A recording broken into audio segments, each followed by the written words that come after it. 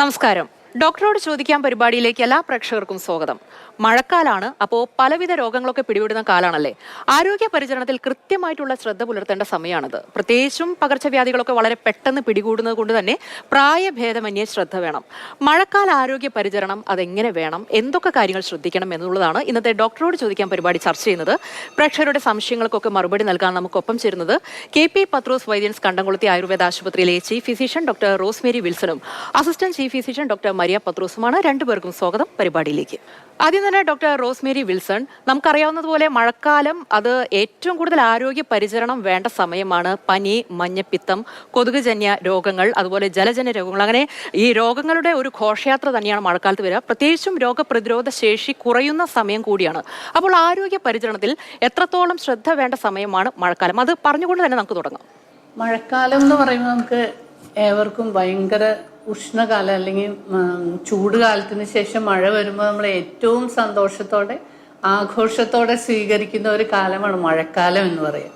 എന്നാൽ അതോടൊപ്പം തന്നെ വളരെയധികം രോഗങ്ങളുടെ വരവും കൂടെ ഈ മഴക്കാലത്ത് വരുന്നതായിട്ട് നമുക്ക് കാണാനായിട്ട് സാധിക്കാം. എന്ന് പറഞ്ഞാൽ ഹെവി ആയിട്ടുള്ള ഗ്രീഷ്മം അല്ലെങ്കിൽ ചൂട് കാലത്ത് നമ്മുടെ ശരീരം പ്രകൃതിയിൽ നമ്മൾ കാണുന്ന പോലെ തന്നെ നമ്മുടെ ശരീരത്തിനും ബലക്ഷയവും അഗ്നിമാന്യവും അതുപോലെ നമ്മുടെ ആരോഗ്യത്തിൽ വളരെയധികം കുറവും അഗ്നിദീപ്തിക്ക് കുറവ് ഇങ്ങനെയൊക്കെയുള്ള പല അവസ്ഥകളിലൂടെ കടന്നു പോവുകയാണ്.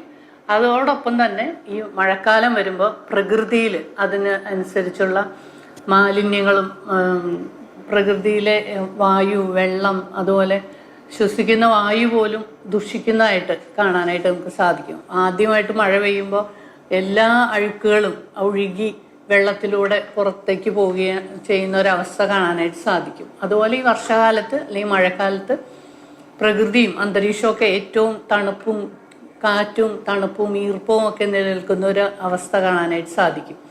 ഈ വായു മലിനീകരണവും അതുപോലെ ജലത്തിൻ്റെ ദുഷിച്ച വെള്ളവും ഒക്കെ എല്ലാം തന്നെ രോഗകാരണങ്ങളാണ്. അതുകൊണ്ട് തന്നെ നമ്മൾ വളരെയധികം ശ്രദ്ധിക്കേണ്ടതുണ്ട്.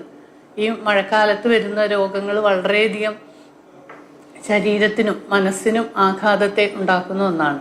പകർച്ചപ്പനികളുടെ ഒരു കാലഘട്ടം കൂടിയാണ്. ആരും അറിയാതെ തന്നെ നമുക്കറിയാം. എലിപ്പനി, ഡെങ്കിപ്പനി മുതലായിട്ടുള്ള പനികളും അതുപോലെ സാധാരണ കാണുന്ന വൈറൽ ഫീവർ, അത് നീർദോഷവും അല്ലെങ്കിൽ റൈനൈറ്റിസ് പോലുള്ള തുമ്മൽ, ചുമ, കഫക്കെട്ട്, അതുപോലെ മൂക്കൊലിപ്പ് പോലെ വന്നിട്ട് വരുന്ന സാധാരണ രീതിയിൽ കാണുന്ന പനി, അങ്ങനെയുള്ള പനിക്കൊക്കെ നമുക്ക് വളരെ പെട്ടെന്ന് തന്നെ മരുന്നും അതുപോലെ ശ്രദ്ധയൊക്കെ കൊണ്ട് അതിനെ മാറ്റിയെടുക്കാനായിട്ട് സാധിക്കുക. എന്നാൽ മറ്റു രീതിയിലുള്ള പനികൾ വരുമ്പോൾ അതിന് വേണ്ട വിധത്തിൽ ഡോക്ടറുടെ നിർദ്ദേശപ്രകാരം വേണം എപ്പോഴും മരുന്നും ചികിത്സയൊക്കെ നേടാനായിട്ട്.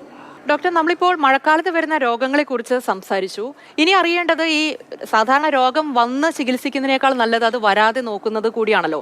അപ്പോൾ ആയുർവേദത്തിൽ ഒരു മഴക്കാലത്തിന്റെ ഒരു മുൻകരുതലായിട്ട് നമുക്ക് ഈ രോഗങ്ങൾ വരാതിരിക്കാൻ, പ്രത്യേകിച്ച് പ്രതിരോധ ശേഷി വർദ്ധിപ്പിക്കാനൊക്കെ എന്തൊക്കെ ചികിത്സാ മാർഗങ്ങളുണ്ട്, എന്തൊക്കെ കാര്യങ്ങളാണ് അതുമായി ബന്ധപ്പെട്ട് നമ്മൾ ശ്രദ്ധിക്കേണ്ടത് ഡോക്ടർ? രോഗം വരുന്നതിനേക്കാൾ നല്ലത് നമ്മൾ രോഗം വരാതെ നോക്കുക, നമ്മുടെ ആരോഗ്യസ്ഥിതിയെ മെയിൻറ്റെയിൻ ചെയ്യുക, അല്ലെങ്കിൽ നമ്മുടെ ആരോഗ്യത്തെ വീണ്ടെടുക്കാനായിട്ട് നമ്മൾ പ്രത്യേകം ശ്രദ്ധ ചെലുത്തുക എന്നുള്ളതാണ് വേണ്ടത്. ഇവിടെ നമ്മൾ പറഞ്ഞ പോലെ മനുഷ്യൻ്റെ സത്വബലം അല്ലെങ്കിൽ അഗ്നിബലം കുറഞ്ഞിരിക്കുക. അഗ്നിയാണ് എല്ലാത്തിനും പ്രാഥമികമായിട്ടുള്ളൊരു ഘടകം എന്ന് വേണം പറയാനായിട്ട്. നമ്മുടെ ശരീരബലത്തെ കൂട്ടാനും അതുപോലെ നമ്മൾ കഴിക്കുന്ന ആഹാരമായാലും ഔഷധമായാലും ദഹിച്ച് വേണ്ട വിധത്തിൽ ശരീരത്തിൽ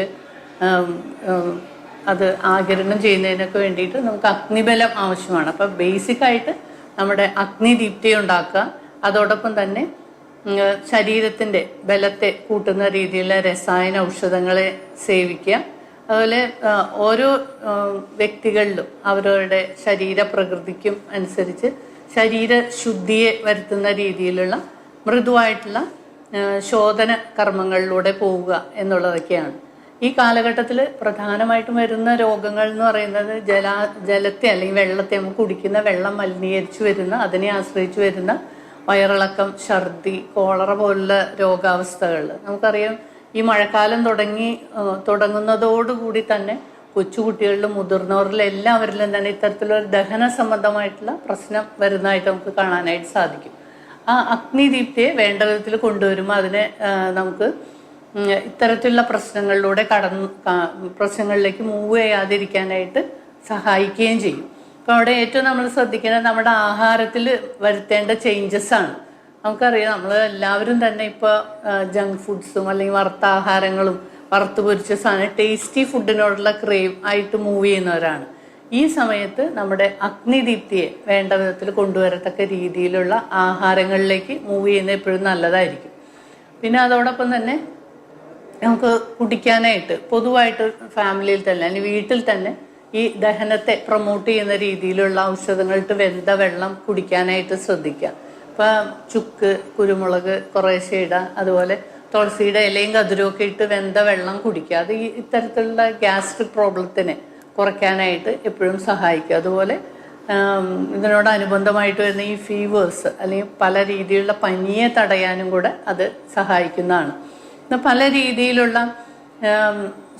ചൂർണങ്ങൾ അല്ലെങ്കിൽ പൊടികളൊക്കെ നമുക്ക് നമ്മുടെ ദഹനത്തെ കൂട്ടുന്ന രീതിയിൽ നമുക്ക് കഴിക്കാനായിട്ട് സാധിക്കും. ഡാഡിമാതി ചൂർണം അല്ലെങ്കിൽ ഹിങ്കുവജാതി ചൂർണം, ഇതുപോലുള്ള ചൂർണങ്ങൾ തേനിൽ ചാലിച്ച്, ഇഞ്ചിനീരും തേനും ഒക്കെ ചാലിച്ച് കൊടുക്കുന്നതുകൊണ്ട് നമ്മുടെ ദഹന വ്യവസ്ഥയെ പ്രോപ്പറായിട്ട് കൊണ്ടുവരാനായിട്ട് സാധിക്കും. ഇനി ഇതുപോലെ തന്നെ വരുന്ന മറ്റ് ജലജന്യമായിട്ട് വെള്ളത്തിൻ്റെ അശുദ്ധിയിൽ നിന്ന് വരുന്ന മറ്റൊരു രോഗമാണ് മഞ്ഞപ്പിത്തം എന്ന് പറയുന്നത്. ഹെപ്പറ്റൈറ്റിസ് എ പോലുള്ള രോഗാവസ്ഥ അതൊരു ക്യൂറേറ്റീവായിട്ടുള്ള അല്ലെങ്കിൽ ഔഷധങ്ങൾ എടുത്ത് മാറ്റിയെടുക്കാൻ പറ്റുന്ന ഒന്നാണ്. എങ്കിൽ കൂടി നമ്മൾ വെള്ളം എപ്പോഴും തിളപ്പിച്ച് ഉപയോഗിക്കാനായിട്ട് ശ്രദ്ധിക്കുക. വീട്ടിലായാലും ഇപ്പോൾ ഫിൽട്ടറൊക്കെ ഉപയോഗിക്കുന്നവരുണ്ട്. എങ്കിൽ കൂടി ഈ മഴക്കാലത്ത്, ഈ കാലഘട്ടത്തിൽ, ഈ വർഷകാലം തീരുന്നവരെ വെള്ളം തിളപ്പിച്ച് ഉപയോഗിക്കുക. അത് പല രീതിയിലുള്ള ഔഷധങ്ങൾ നമുക്ക് ആഡ് ചെയ്യാം. ഇപ്പോൾ ചുക്കും ജീരകവും അതുപോലെ ഗ്യാസ്ട്രിക് ഇഷ്യൂസൊക്കെ ഉള്ളവർക്ക് ജീരകം, മല്ലി, വെളുത്തുള്ളിയൊക്കെ ഇട്ട് വെന്ത വെള്ളം കുടിക്കാം. അതുപോലെ പനി വരാതിരിക്കാനായിട്ട് ഇതുപോലെ തുളസിയുടെ ഇലയും കതിരും ആടലോടകത്തിൻ്റെ വേര് ഇതൊക്കെ ഇട്ട് വെന്ത വെള്ളം കുടിക്കാനായിട്ട് ഉപയോഗിക്കാം. പനി, ചുമ മുതലായിട്ടുള്ള രോഗാവസ്ഥകളിൽ എങ്ങനെയും തിളപ്പിച്ചാറിയ വെള്ളം കുടിക്കാനായിട്ട് ശ്രദ്ധിക്കാം. അത് ഇത്തരത്തിലുള്ള മഞ്ഞപ്പിത്തം പോലുള്ള രോഗാവസ്ഥകൾ നമുക്ക് തടയാനായിട്ട് സാധിക്കും. ഇനി അങ്ങനെ ഹെപ്പറ്റൈറ്റിസ് എ പോലുള്ള ആ മഞ്ഞപ്പിത്ത അവസ്ഥയിലേക്ക് വന്നവർക്ക് കഴിക്കത്തക്ക രീതിയിൽ നെല്ലിക്കത്തൊണ്ട്, ഇരട്ടിമധുരം, വരട്ടുമഞ്ഞൾ, മരമഞ്ഞൾ തൊലി ഇതൊക്കെ കുറേശ്ശെ ഇട്ടിട്ട് വെള്ളം വെന്ത ആ വെള്ളം ദിവസേന കുടിക്കാനായിട്ട് ശ്രദ്ധിക്കാം. അതുപോലെ കീഴാർനെല്ലി സമൂലം കഴുകി അത് ചതച്ചുരുട്ടി ഒരു നെല്ലിക്ക വലിപ്പം പാലിൽ ചേർത്ത് അത് രാവിലെ തന്നെ സേവിക്കാം. ഇത്തരത്തിലുള്ള മരുന്നുകൾ വൈദ്യനിർദ്ദേശപ്രകാരം ഉപയോഗിക്കാവുന്നതാണ്. ഇനി ഈ ജലജന്യം വിട്ടാൽ നമ്മൾ നോക്കിയാൽ നമ്മുടെ വായുവിന് അന്തരീക്ഷത്തിൽ എപ്പോഴും ഈർപ്പവും തണുപ്പും കാറ്റും ഒക്കെ നിറഞ്ഞു നിൽക്കുന്ന ഒരവസ്ഥയാണ്. അതെപ്പോഴും ഇതുപോലെ രോഗങ്ങൾ കഫജമായിട്ട് വരുന്ന അല്ലെങ്കിൽ പനി, ചുമ, കഫക്കെട്ട് മുതല കഫ റിലേറ്റഡ് ആയിട്ട് വരുന്ന രോഗങ്ങൾ അല്ലെങ്കിൽ സൂക്ഷ്മാണു സംക്രമണത്തിന് അത് ഏറ്റവും ഹെൽപ്പ് ചെയ്യും. അത്തരത്തിലുള്ള അസുഖങ്ങളിലേക്ക് നയിക്കാനായിട്ട് അത് ചാൻസസ് ഉണ്ടാക്കുന്ന ഒന്നാണ്. അപ്പം നമ്മൾ ശ്രദ്ധിക്കേണ്ടത് എപ്പോഴും വീടിനകത്തൊക്കെ ചൂടോടുകൂടെ അല്ലെങ്കിൽ തണുപ്പില്ലാത്ത രീതിയിൽ നമ്മൾ ഇരിക്കാനായിട്ട് ശ്രദ്ധിക്കുക. പുറത്തു പോകുമ്പോൾ അധികം കാറ്റടിയും മഴയൊക്കെ ഏൽക്കാതിരിക്കാനായിട്ട് ശ്രദ്ധിക്കുക. കഫക്കെട്ടും ചുമയും കുറുങ്ങലും അല്ലെങ്കിൽ ആസ്മാറ്റിക് ആയിട്ടുള്ള അലർജിക് ആസ്മയൊക്കെ വരുന്ന വ്യക്തികളാണെങ്കിൽ വളരെയധികം ശ്രദ്ധിക്കുക.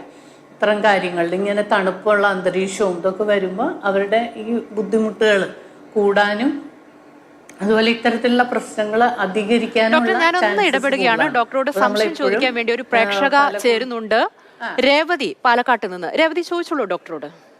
അലർജിയുടെ പ്രശ്നമുള്ള ആളാണ്. അപ്പൊ ഈ മഴക്കാലം ആവുമ്പോൾ നമുക്ക് തുമ്മല് ഭയങ്കരമായിട്ട് കൂടാ, അതിന്റെ ഫ്രീക്വൻസി കൂടാ. ചിലപ്പോൾ രാവിലെ തുടങ്ങി വൈകിട്ട് വരെ ഇങ്ങനെ തുമ്മ, അതുപോലെ പിന്നെ കുറച്ച് കഴിഞ്ഞിട്ടൊരു നീർക്കെട്ട് പോലെ, ഒരു മൂക്കിലും ചെവിയിലൊക്കെ ചെറിയ വേദന പോലെ വരിക, ഇങ്ങനെ തുടർച്ചയായിട്ട് സംഭവിക്കുക. അപ്പൊ ഇത് എന്തിന്റെ ഒരു ലക്ഷണമാണ്? ഇതിനെന്താണ് ഒരു പ്രതി? എന്ന് പറഞ്ഞാൽ നമ്മൾ ഓൾറെഡി ഒരു അലർജിക് നേച്ചറുള്ള വ്യക്തിയാണ്. അപ്പൊ നമ്മൾ ഏറ്റവും ശ്രദ്ധിക്കേണ്ടത് ഈ മഴക്കാലം ഇപ്പൊ ഏറ്റവും തണുപ്പും മഴയും അധികരിച്ചിരിക്കുന്ന സമയത്ത് നമ്മൾ എപ്പോഴും ചൂടായിട്ട് വെക്കാനായിട്ട് ശ്രദ്ധിക്കുക. തല കുളിച്ച് ഉണങ്ങാനായിട്ടുള്ള അവസരം ഉണ്ടാവണോ. ലേറ്റ് നൈറ്റും അതുപോലെ ഏർലി മോർണിംഗിലും തല കുളിക്കാതിരിക്കുക.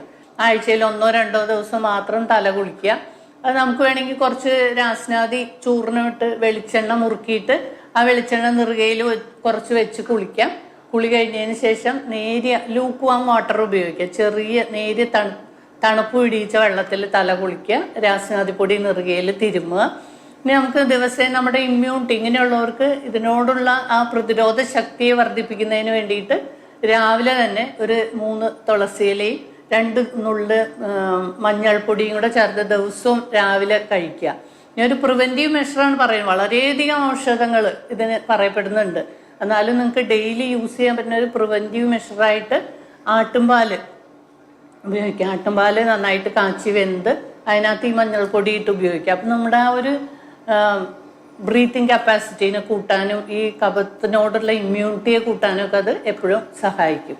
നിങ്ങൾക്ക് ഇങ്ങനെയുള്ള ഒരവസ്ഥയിൽ ഉപയോഗിക്കത്തക്ക രീതിയിൽ ഇന്ദുകാന്തം കഷായം ഉപയോഗിക്കുക. അത് നമ്മുടെ അഗ്നിദീപ്തിയെ കൂട്ടുകയും ചെയ്യും, ഈ ചുമയും തുമ്മലിനെയൊക്കെ കുറയ്ക്കാനും സഹായിക്കും. അതോടൊപ്പം തന്നെ ശ്വാസാക്കയർ എന്ന് പറഞ്ഞൊരു പൊടി ഗ്രാന്യൂൾസ് കിട്ടും, അത് 1 ടേബിൾ സ്പൂൺ രാവിലെയും വൈകിട്ടും കഴിക്കുക. തണുപ്പാഹാരങ്ങൾ അവോയ്ഡ് ചെയ്യുക. ഒരു മാസക്കാലം ഇത്തരം കാര്യങ്ങളിൽ ശ്രദ്ധയുണ്ടാകുക. തീർച്ചയായിട്ടും നിങ്ങളുടെ ഈ പ്രശ്നത്തെ പരിഹരിക്കാനായിട്ട് സാധിക്കുന്നതാണ്. അടുത്ത ഡോക്ടർ മരിയ പത്രോസിനോടുള്ള ചോദ്യമാണ്. ഡോക്ടർ, ഇപ്പോൾ ഭക്ഷണക്രമത്തിൽ എന്തൊക്കെ കാര്യങ്ങൾ ശ്രദ്ധിക്കണം എന്നുള്ളത് നമ്മൾ പറഞ്ഞു. മഴക്കാലത്ത് ഞാൻ കേട്ടിട്ടുള്ളത് ഈ ആരോഗ്യശാസ്ത്ര പ്രകാരം ദഹനശക്തി കുറയുന്ന സമയമാണ്. അതുകൊണ്ട് തന്നെ ദഹനശക്തി കൂട്ടേണ്ട ഒരു പ്രക്രിയ കൂടി നടക്കേണ്ടതുണ്ട്. അപ്പോൾ ഭക്ഷണ കാര്യത്തിൽ എന്തൊക്കെ കാര്യങ്ങളാണ് നമ്മൾ പ്രത്യേകിച്ചും ഈ മഴക്കാലത്ത് രോഗങ്ങൾ പിടിപെടുന്ന സമയത്ത് ശ്രദ്ധിക്കേണ്ടത്? അപ്പോൾ ആചാര്യന്മാർ തന്നെ വളരെ ഡീറ്റെയിൽ ആയിട്ട് തന്നെ പറഞ്ഞിട്ടുണ്ട് എന്താണ് വർഷചര്യയിൽ നമ്മൾ എന്തൊക്കെ കഴിക്കണം, എന്തൊക്കെ കഴിക്കാൻ പാടില്ല, ചെയ്യാൻ പാടില്ല എന്നുള്ളതൊക്കെ ഡീറ്റെയിൽ ആയിട്ട് തന്നെ പറഞ്ഞിട്ടുണ്ട്. അത് നമ്മൾ ആഹാരം എടുക്കുകയാണെങ്കിൽ തന്നെ നമുക്കറിയാം നമ്മുടെ ദഹനശക്തി കുറഞ്ഞിരിക്കുന്ന സമയമാണ്. അപ്പോൾ അതുകൊണ്ട് തന്നെ ലഘുവായിട്ടുള്ള ആഹാരങ്ങൾ കഴിക്കാനായിട്ട് ശ്രദ്ധിക്കുക. അതുപോലെ അഗ്നിദീപ്തി കൂട്ടുന്ന രീതിയിലുള്ള ഭക്ഷണങ്ങൾ കഴിക്കാനായിട്ട് ശ്രദ്ധിക്കുക. കട്ടിയുള്ളത്, വറുത്ത പൊരിച്ചത്, അതുപോലെ ബേക്കറി സാധനങ്ങൾ, അങ്ങനെയുള്ള ദഹിക്കാൻ പ്രയാസമുള്ള ഭക്ഷണങ്ങളൊക്കെ മാക്സിമം ഈ സമയത്ത് ഒഴിവാക്കാനായിട്ട് ശ്രദ്ധിക്കുക. പിന്നെ അതുപോലെ തന്നെ നമുക്ക് ധാരാളം സൂപ്പുകൾ ഈ സമയത്ത് കഴിക്കാനായിട്ട് പറ്റും. ചെറുപയർ കൊണ്ടുണ്ടാക്കുന്ന സൂപ്പ്, അല്ലെങ്കിൽ പയറുവർഗ്ഗങ്ങൾ കൊണ്ടുണ്ടാക്കുന്ന സൂപ്പ്, മാംസം ചേർത്തുണ്ടാക്കുന്ന സൂപ്പ്. ഞാനൊന്ന് ഇടപെടുകയാണ്. ഒരു പ്രേക്ഷക ചേരുന്നുണ്ട് സംശയം ചോദിക്കാൻ വേണ്ടി. തിരുവനന്തപുരത്ത് നിന്ന് റീറ്റ ചോദിച്ചോളൂ ഡോക്ടറോട്. ശ്വാസമുട്ടുള്ള ഒരാളാണ്. അപ്പോഴും മഴക്കാലം ആകുമ്പോഴാണ് അത് ഇങ്ങനെ കൂടുന്നത്. ഇച്ചിരി മഴ കൊണ്ടാൽ തന്നെ അത് ശ്വാസം വിട്ട് കൂടി വരുന്നുണ്ട്. തൈറോയിഡിന്റെയും പ്രഷറിന്റെ ഗുളിക കഴിച്ചുകൊണ്ടിരിക്കുകയാണ്. ധാരാളം മരുന്നുകൾ നമുക്ക് ആയുർവേദികമായിട്ട് ഈ ശ്വാസം മുട്ടിന് കഴിക്കാനായിട്ട് സാധിക്കും. ശ്വാസാനന്ദം ഗുളിക വാങ്ങിക്കുക. ശ്വാസാനന്ദം അത് 1 വീതം ഒരു വെറ്റില കഴുകി വാട്ടിപ്പിഴിഞ്ഞ നീരിൽ അത് ചേർത്തിട്ട് രാവിലെയും രാത്രി കിടക്കാൻ നേരവും കഴിക്കാം. അതുപോലെ തന്നെ അഗസ്ത്യരസായനം അത് 1 ടീസ്പൂണ് രാവിലെ കഴിക്കാം. പിന്നെ ആട്ടുംപാല് കാച്ചി വെന്തയിൽ മഞ്ഞൾപ്പൊടി ചേർത്ത് കഴിക്കാം. അതൊരു പ്രിവെന്റീവ്. ശ്വാസമുട്ട് സ്ഥിരമായിട്ട് ശ്വാസമുട്ടൊക്കെ വരുന്നവരാകുമ്പോൾ അവർക്ക് ശ്വാസതടസ്സവും അവരുടെ ലങ് കപ്പാസിറ്റിയൊക്കെ കൂട്ടാനായിട്ട്, ലങ് കപ്പാസിറ്റിനെ കൂട്ടാനും ശ്വാസ തടസ്സത്തെ കുറയ്ക്കാനും ഒക്കെ അത് വളരെയധികം സഹായിക്കും. പിന്നെ ദശമൂല കടുത്രയും കഷായം വാങ്ങിക്കുക. അത് 15 മില്ലി 60 ml വെള്ളം ചേർത്ത് 2 നേരം കഴിക്കുക. തണുപ്പുള്ള ആഹാരങ്ങൾ കഴിക്കാതിരിക്കുക. പിന്നെ വളരെയധികം ഔഷധങ്ങൾ, അഗസ്ത്യരസായനം, വ്യോഷാദി വടകം എന്ന് പറയുന്ന പൊടി, അത് 1 സ്പൂൺ എടുത്തിട്ട് കുറച്ച് ആടലോടകത്തിൻ്റെ നീരും ചാലിച്ചു വെച്ചിട്ട് അത് പലവട്ടമായിട്ട് കഴിക്കാം. ഇടയ്ക്കിടയ്ക്ക് തൊട്ട് കഴിക്കാം. ഖണ്ഡകാരി, ചെറുതേക്ക്, ആടലോടകത്തിൻ്റെ വേര്, ഇതൊക്കെ ഈ അങ്ങാടി മരുന്ന് കടകളിൽ നിന്ന് വാങ്ങിക്കാൻ കിട്ടും. അത് കുറേശ്ശെ ഇടാം. അതുപോലെ ചുക്കും കുരുമുളകും തുളസിയുടെ ഇലയും കതിരും ഇടാം. വെള്ളം തിളപ്പിച്ച് ഈ വെള്ളം ചെറു ചൂടിന് ഇടയ്ക്കിടയ്ക്ക് കുടിക്കാം. ഓക്കെ റീറ്റ, വ്യക്തമായെന്ന് വിശ്വസിക്കുന്നു. ഡോക്ടർ റോസ്മേരി വിൽസൺ, ഇതിപ്പോൾ മഴക്കാലത്ത് മാത്രം കണ്ടുവരുന്ന അല്ലെങ്കിൽ മഴക്കാലമാകുമ്പോൾ മാത്രം കൂടി വരുന്ന വർദ്ധിച്ചു വരുന്ന രോഗങ്ങളുണ്ട്, പ്രത്യേകിച്ചും ഈ വാതരോഗങ്ങൾ. ഇതിപ്പോൾ ചിലർക്ക്, അതായത് ഈ ജന്മന വാദപ്രകൃതി ഉള്ളവരുണ്ടാകാം, അല്ലെങ്കിൽ വാതരോഗങ്ങൾ മൂലം ബുദ്ധിമുട്ടുന്നവരുണ്ടാകാം. അവർക്കൊക്കെ ഈ മഴക്കാലത്ത് സന്ധിവേദന, പേശിവേദന, തരിപ്പ്, ഈ തണുപ്പ് കയറുമ്പോൾ വരുന്ന പ്രശ്നങ്ങളാണ്. ഇതൊക്കെ മാറുന്നതിന് വേണ്ടി, അല്ലെങ്കിൽ ഈ മഴക്കാലത്തെങ്കിലും ഇത് ഗുരുതരമാകാതിരിക്കുന്നതിന് വേണ്ടിയിട്ടുള്ള എന്തൊക്കെ കാര്യങ്ങളാണ് ശ്രദ്ധിക്കേണ്ടി വരുന്നത്? അതൊന്ന് പറഞ്ഞു തരാമോ ഡോക്ടർ? അതിൻ്റെ പ്രത്യേകത എന്ന് പറയുന്നത്, ഈ ത്രിദോഷങ്ങളിൽ ഈ വർഷ ഋതുവിൽ വാദം കോപിക്കും എന്നാണ് പറയുക. ഇതിനു മുമ്പുള്ള ഗ്രീഷ്മകാലത്ത് അതിനൊരു വൃദ്ധി വരികയും തണുപ്പും ഈർപ്പവും ഒക്കെ വരുമ്പോൾ വാദം വർദ്ധിച്ചിട്ട് അല്ലെങ്കിൽ കോപിച്ചിട്ട് വാതജമായിട്ട് വരുന്ന അല്ലെങ്കിൽ വാദ റിലേറ്റഡ് ആയിട്ട് വരുന്ന വിവിധങ്ങളായ വേദനകൾ, വാദത്തിൻ്റെ ഗുണങ്ങളിൽ അല്ലെങ്കിൽ വാദത്തിൻ്റെ ലക്ഷണങ്ങളിൽ പറയുന്നത് തന്നെ വിവിധ രീതിയിലുള്ള വേദനകൾ, ഒരു തോത്, കുത്തി നോവ്, വലിച്ചു നോവ്, അല്ലെങ്കിൽ നീർക്കെട്ട് വന്നിട്ടുള്ള വേദനകൾ, ഇത്തരത്തിലുള്ള വിവിധ തരത്തിലുള്ള വേദനകളെയാണ് പറയുന്നത്. അപ്പം ഇത്തരത്തിലുള്ള വാതകോപം കൊണ്ട് അസ്ഥിസന്ധിയെ ആശ്രയിച്ചിട്ടുള്ള മറ്റു രോഗങ്ങളും ഒക്കെ വർദ്ധിക്കുകയും വാതരോഗങ്ങൾ വർദ്ധിക്കാനുള്ള അവസരം ഉണ്ടാകുകയും ചെയ്യും. അപ്പോൾ നമ്മൾ ഏറ്റവും ശ്രദ്ധിക്കേണ്ടത് ഇതിനൊരു പ്രിവെൻറ്റീവ് മെഷറായിട്ട് നമ്മൾ ഇതിനോടൊപ്പം തന്നെ അഭ്യംഗസ്വേദങ്ങൾ അല്ലെങ്കിൽ കുഴമ്പ് തേച്ച് ആവി കൊള്ളുന്നതൊക്കെ ഏറ്റവും ഗുണകരമായിരിക്കും. അവിടെയാണ് ഈ വർഷകാല ചികിത്സയുടെ പ്രസക്തിയൊക്കെ വരുന്നത്. നമ്മുടെ ശരീരത്തിലുള്ള അഴുക്കിനെ പഞ്ചകർമ്മങ്ങളെ കൊണ്ട് ശുദ്ധി ചെയ്ത്, പഞ്ചകർമ്മ അതാത് ദോഷാവസ്ഥയ്ക്ക് അനുസരിച്ച് അതാത് മാർഗങ്ങളിലൂടെ ശോധന, മൃദുവായിട്ടുള്ള ശോധന വരുത്തി ശരീരം ശുദ്ധി ചെയ്തതിന് ശേഷം രസായനങ്ങളായിട്ടുള്ള ഓരോ വ്യക്തികൾക്ക് ദേഹപ്രകൃതത്തിനനുസരിച്ചുള്ള രസായന സേവ കൊണ്ട് അവരുടെ ശക്തിയെ വർദ്ധിപ്പിക്കുന്നതിന്, ഇത്തരത്തിലുള്ള രോഗങ്ങൾ വരാതിരിക്കാനായിട്ട് വേണ്ട മെഷർ അതിനു മുമ്പായിട്ട് തന്നെ എടുക്കാം.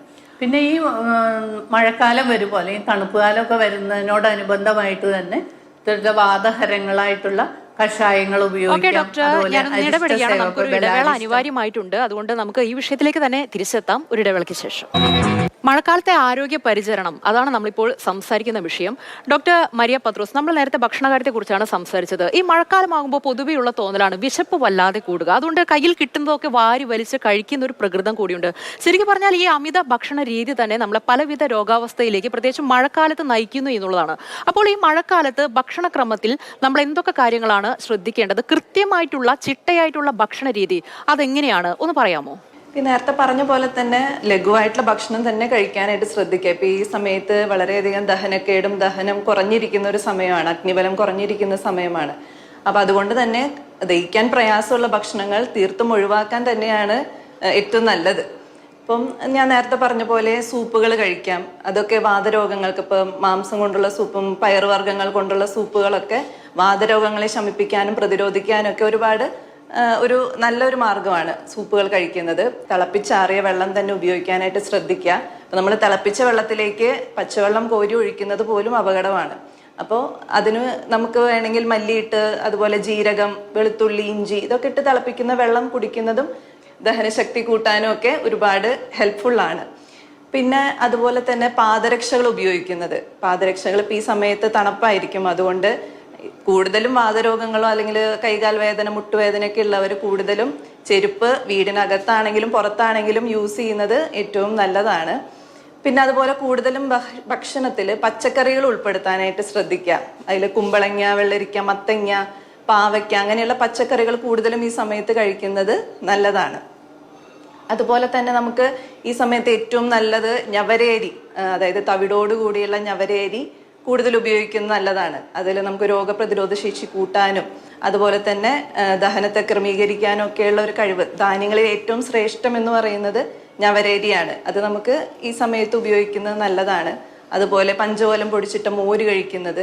പിന്നെ അതുപോലെ ഈ സമയത്ത് തൈര്, പാല്, അതുപോലെ മുട്ട, മത്സ്യം, മാംസങ്ങൾ കൂടുതലായിട്ടുള്ള ഉപയോഗം ഒഴിവാക്കാം. മിതമായി തന്നെ ഈ സമയത്ത് കഴിക്കാനായിട്ട്, അല്ലെങ്കിൽ കഫം കൂടാനും, തൈരൊക്കെ ഉപയോഗിക്കുമ്പോൾ കഫം കൂടാനും, അല്ലെങ്കിൽ നമുക്ക് മത്സ്യമാംസാദികൾ കൂടുതൽ കഴിക്കുന്നതിന് ഇതുപോലെ ദഹന പ്രക്രിയയെ അത് കുറയ്ക്കാനൊക്കെ ചിലപ്പോൾ കാരണമാകും.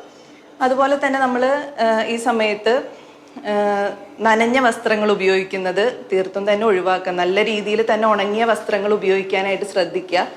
എന്തെങ്കിലും ഇതുപോലെ തന്നെ അസുഖങ്ങളോ എന്തെങ്കിലും ഡസ്റ്റിൻ്റെ അലർജികൾ അല്ലെങ്കിൽ തലനീരിറക്കം, അതുപോലെ വാതരോഗങ്ങൾ, വേദനകളൊക്കെ ഉള്ളവർ തല കുളിക്കുന്നത് ആഴ്ചയിൽ ഒരിക്കലോ അല്ലെങ്കിൽ 2 ആഴ്ച കൂടുമ്പോൾ ഒരിക്കലൊക്കെ ആയിട്ട് കുറയ്ക്കാൻ ശ്രദ്ധിക്കുക. എണ്ണ കൂടുതൽ സമയം തലയിൽ നിർത്തി കുളിക്കാതിരിക്കാനൊക്കെ ശ്രദ്ധിക്കുക. അപ്പം അതുപോലെ തന്നെ നമ്മൾ കുഴമ്പ് തേച്ച് കുളിക്കുന്നതൊക്കെ ഈ സമയത്ത് നല്ലതാണ്. വാതരോഗ ശമനത്തിന് വേണ്ടിയിട്ടും വേദനകൾക്കൊക്കെ വേണ്ടി അതിന് പറ്റുന്ന രീതിയിലുള്ള കുഴമ്പുകൾ എടുത്ത് കുറച്ച് സമയം കുഴമ്പ് തേച്ചിട്ട് സുഖമുള്ള ചൂടിൽ വെള്ളത്തിൽ കുളിക്കുന്നതും നല്ലതാണ്.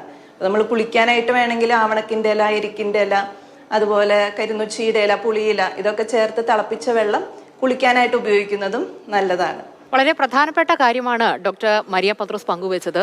ഇത് കുളിക്കുന്നതിലും കുടിക്കുന്നതിലും കഴിക്കുന്നതിലും വരെ അത്രത്തോളം ശ്രദ്ധ വേണ്ട ഒരു സമയമാണ് ശരിക്കും പറഞ്ഞാൽ മഴക്കാലം. ഇനി നമുക്ക് അറിയേണ്ടത് വ്യായാമ മുറകളെ കുറിച്ചാണ്. മഴക്കാലത്ത് ഏത് രീതിയിലാണ് വ്യായാമം ചെയ്യേണ്ടത് എന്നുള്ളതാണ്. കാരണം മഴക്കാലത്ത് ശരിക്കും പറഞ്ഞാൽ ശരീരം വളരെ ദുർബലപ്പെടുന്ന, ആരോഗ്യം ക്ഷയിക്കുന്ന ഒരു സമയം കൂടിയാണ്. അപ്പോൾ ഈ മഴക്കാല സമയത്ത് എങ്ങനെയായിരിക്കണം വ്യായാമ മുറകൾ, അതൊന്ന് പറയാമോ ഡോക്ടർ? ഈ സമയത്ത് അമിതമായിട്ടുള്ള വ്യായാമം വിലക്കിയിരിക്കുന്ന ഒരു സമയമാണ് ഇപ്പം ഈ വർഷകാലം എന്ന് പറയുന്നത്. നമ്മൾ നമ്മുടെ ശരീരബലത്തിനനുസരിച്ച് ചെറിയ രീതിയിലുള്ള വ്യായാമം, ചെറിയ രീതിയിലുള്ള നടത്തം മാത്രമേ ഈ സമയത്ത് നമ്മൾ പറയുന്നുള്ളൂ. പെട്ടെന്ന് രോഗം ബാധിക്കാൻ ഒരു സമയമാണ് ഈ വർഷകാലം എന്ന് പറയുന്നത്. നമ്മുടെ രോഗപ്രതിരോധ ശേഷി കുറഞ്ഞിരിക്കുന്ന സമയം. നമ്മൾ ശരീരത്തിന് കൂടുതലും ആയാസപ്പെട്ടുള്ള അമിതമായിട്ടുള്ള വ്യായാമം, വേഗത്തിലുള്ള ഓട്ടങ്ങൾ, ഈവൻ നമ്മൾ കൂടുതൽ സമയം നടക്കുന്നത്, ദൂരയാത്രകൾ പോകുന്നതെല്ലാം തന്നെ ഈ സമയത്ത് ഒഴിവാക്കണമെന്നാണ് കൂടുതൽ നല്ലത്. ഓക്കെ, ഡോക്ടർ റോസ്മേരി വിൽസൺ, ഈ മഴക്കാലത്ത് പകർച്ചവ്യാധികൾ എളുപ്പത്തിൽ പിടിപെടുന്നു. നേരത്തെ തുടക്കത്തിൽ ഡോക്ടർ സൂചിപ്പിച്ച പോലെ തന്നെ ചെറിയ പനി മുതൽ മാരകമായിട്ടുള്ള വിട്ടുമാറാത്ത പനി, ദീർഘകാലം നീണ്ടു നിൽക്കുന്ന പനികളൊക്കെ ഈ മഴക്കാലത്ത് കൂടുതലായിട്ട് കണ്ടുവരുന്നു. അപ്പോൾ ഈ മലിനമാക്കപ്പെടുന്ന അന്തരീക്ഷം ഉൾപ്പെടെയുള്ള സാഹചര്യങ്ങൾ മുന്നിലുള്ളപ്പോൾ എന്തൊക്കെ കാര്യങ്ങളാണ് ഈ പരിസര ശുചിത്വത്തിൽ ഉൾപ്പെടെ നമ്മൾ ശ്രദ്ധിക്കേണ്ടത്? അപ്പോൾ നമ്മൾ അന്തരീക്ഷ മലിനീകരണം ഇല്ലാതെ അതിനെ ശുദ്ധിയാക്കി വെക്കാനായിട്ട് ശ്രദ്ധിക്കുക. അപ്പോൾ ഇത് പകർച്ചവ്യാധികൾ പകരാതിരിക്കാനായിട്ട് വളരെയധികം ധൂപന പ്രയോഗങ്ങൾ ആയുർവേദത്തിൽ പറയപ്പെടുന്നുണ്ട്. ഇപ്പോൾ അപരാജിത ചൂർണം എന്ന് പറഞ്ഞൊരു പൊടി വാങ്ങിക്കാൻ കിട്ടും. അത് നമ്മൾ കത്തിച്ച് പുകയ്ക്കാനായിട്ട് ശ്രദ്ധിക്കുക. ഗുൽഗുലു, കായം ഇതുപോലെയുള്ള സാധനങ്ങൾ എന്നിട്ട് അതുപോലെ കടുക്, വേപ്പിൻ്റെ തൊലി ഇതൊക്കെ ചതച്ചിട്ടിട്ട് ധൂപനത്തിനായിട്ട് ഉപയോഗിക്കാറുണ്ട്. പിന്നെ നമ്മൾ പരിസരത്ത് ഈ വെള്ളമൊക്കെ നിറഞ്ഞു കിടക്കുന്ന ചിരട്ട, അതുപോലെ എന്തെങ്കിലും കണ്ടെയ്നേഴ്സിലൊക്കെ വെള്ളം കെട്ടിക്കിടക്കുന്നുണ്ടെങ്കിൽ അത് കളയാനായിട്ട് ശ്രദ്ധിക്കുക.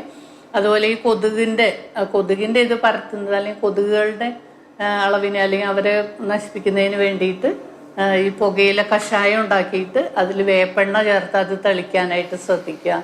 വേപ്പില ചതച്ച് അരച്ചിട്ട് സോപ്പ് ലായനി ഉണ്ടാക്കിയിട്ട് അതിനകത്ത് ഒരു ദിവസം വെള്ളത്തിൽ വെക്കുക. എന്നിട്ട് അത് കുറേശ്ശെ തളിച്ചു കൊടുക്കുക. ഇങ്ങനെയൊക്കെ ചെയ്യുന്നതുകൊണ്ട് ഈ കൊതുകിനെ നശിപ്പിക്കാനായിട്ട് അത് ഹെൽപ്പ് ചെയ്യും. പിന്നെ എലിപ്പനി ഒരുവിധമൊക്കെ ഈ കാലഘട്ടത്തിൽ കാണുന്നുണ്ട്. അത് എലിയുടെ വിസർജ്യങ്ങൾ വെള്ളത്തിലൂടെ കളഞ്ഞു, വെള്ളം മലിനമായിട്ട് അങ്ങനെ വരുന്നു. ഓക്കെ ഡോക്ടർ, വളരെ പ്രധാനപ്പെട്ട ഫലപ്രദമായിട്ടുള്ള വിവരങ്ങളാണ് ഡോക്ടർ പങ്കുവച്ചത്. അപ്പോൾ മഴക്കാലത്ത് ആരോഗ്യ പരിചരണം അതെങ്ങനെയായിരിക്കണം എന്നുള്ള കാര്യത്തിൽ നമ്മളോട് സംസാരിച്ചത് KP പത്രോസ് വൈദ്യൻസ് കണ്ടംകുളത്തി ആയുർവേദ ആശുപത്രിയിലെ ചീഫ് ഫിസിഷ്യനായ ഡോക്ടർ റോസ്മേരി വിൽസണും അസിസ്റ്റന്റ് ചീഫ് ഫിസിഷ്യനായ ഡോക്ടർ മരിയ പത്രോസുമാണ്. രണ്ടുപേർക്കും ഒരുപാട് നന്ദി. ഡോക്ടറോട് ചോദിക്കാൻ പരിപാടി പൂർണ്ണമാവുകയാണ്. നമസ്കാരം.